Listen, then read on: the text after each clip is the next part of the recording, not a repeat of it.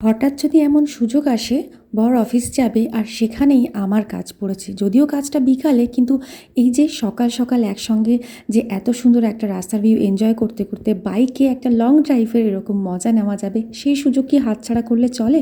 তোমরা কি বলো? আমি সকাল সকাল ওর সঙ্গে বেরিয়ে পড়েছি, যাচ্ছি বারাসাত।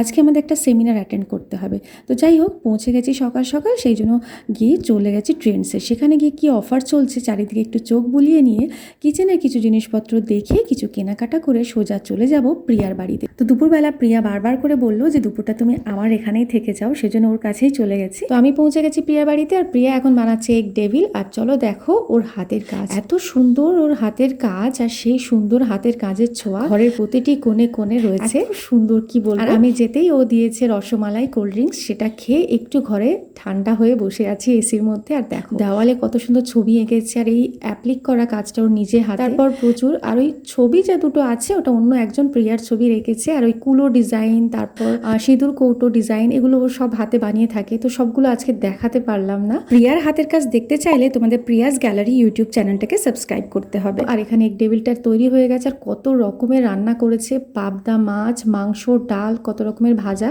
দুপুরে ভালো খেয়ে কিছুক্ষণ একটু রেস্ট নিয়ে আমরা রেডি হয়ে বেরিয়ে পড়ছি আমাদের যেখানে আজকে যাওয়ার ছিল, সেমিনার ছিল। এখানে পশ্চিমবঙ্গ সরকার আয়োজিত পুতুল নাটক কর্মশালা রবীন্দ্র ভবন বারাসাতে আয়োজন করা হয়েছিল। তো সেখানে কিছু মুহূর্ত তোমাদের সামনে তুলে ধরলাম। অথচ এই ছোট্ট মেয়েটি, যার নাম অনু, তার মন বিষণ্ণতায় পরিপূর্ণ। সবার মনে উৎসবের রং লেগেছে, কিন্তু এই ছোট্ট মেয়েটির মনে কোনো শান্তি নেই।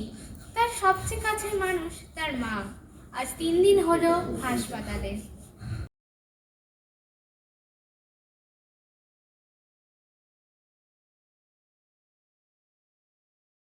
এরকম অনুষ্ঠানে আসতে পেরে খুব ভালো লাগছে। আর আজকের অনুষ্ঠান কমপ্লিট হয়ে গেলে তারপর আমাদের ছিল মিটিং, সেই মিটিংটাও সম্পূর্ণ করে তারপর আমি চলে আসলাম বাড়িতে। তো চলো আজকের ভিডিও এখানেই শেষ করছি। ভালো লাগলে লাইক করে চ্যানেলটিকে সাবস্ক্রাইব করে আমার পাশে থাকার অনুরোধ রইল।